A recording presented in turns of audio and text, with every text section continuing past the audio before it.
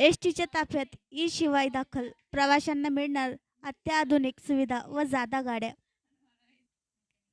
राज्य परिवहन महामंडळ सध्या वाहन खरेदीवर भर देत आहे. दिवाळीच्या मुहूर्तावर एसटीच्या ताफ्यात 12 मीटर लांबीच्या आणखी 100 ई शिवाय गाड्या दाखल होणार असल्याचे एसटीच्या अधिकाऱ्यांनी सांगितले. नाशिक विभागात तब्बल 20 ई शिवाय बसेसचे आगमन झाले आहे. या बसेस नाशिक पुणे या मार्गावर सध्या सुरू आहेत. सध्या मुंबई पुणे मार्गावर धावणाऱ्या इलेक्ट्रिक गाड्यांच्या तुलनेत नव्या गाड्यांची आसन क्षमता अधिक आहे. त्यामुळे सणासुदीत प्रवाशांना आणखी बस मिळणार आहेत. एसटीने 5150 इलेक्ट्रिक बस भाडेतत्वावर घेण्याचा निर्णय घेतला आहे. त्यापैकी 138 मिडी ई बसेस यापूर्वी महामंडळाच्या ताफ्यात दाखल झाल्या आहेत.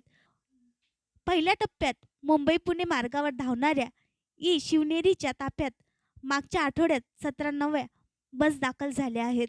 आतापर्यंत या मार्गावर 83 गाड्या होत्या. नवीन बस गाड्यांच्या समावेशामुळे ई शिवनेरीची संख्या आता 100 वर पोहोचली आहे. त्यामुळे दिवाळीत मुंबई पुणे प्रवास करणाऱ्या प्रवाशांनाही दिलासा मिळणार आहे. नागपूर चंद्रपूर या मार्गावर, त्यानंतर नाशिक बोरिवली तसेच नाशिक छत्रपती संभाजीनगर या मार्गावर या बसेस सुरू केल्या जाणार आहेत. या गाड्यांचे तिकीट दर सध्या चलनात असलेल्या ई शिवाय बसेसप्रमाणेच ठेवण्यात येणार आहे. राज्यात 137 बस दाखल. राज्याच्या विविध भागात आतापर्यंत 137 ई बस दाखल झालेल्या आहेत. 137 पैकी 38 शिवाय ई बस छत्रपती संभाजीनगर विभागातील सिडको विभागाला मिळालेल्या आहेत. उर्वरित बस राज्यभरात विविध ठिकाणी देण्यात आलेल्या आहेत. अनेक विभागातील ई चार्जिंग हब आगामी आठवड्यात सुरू करण्यात येणार आहेत.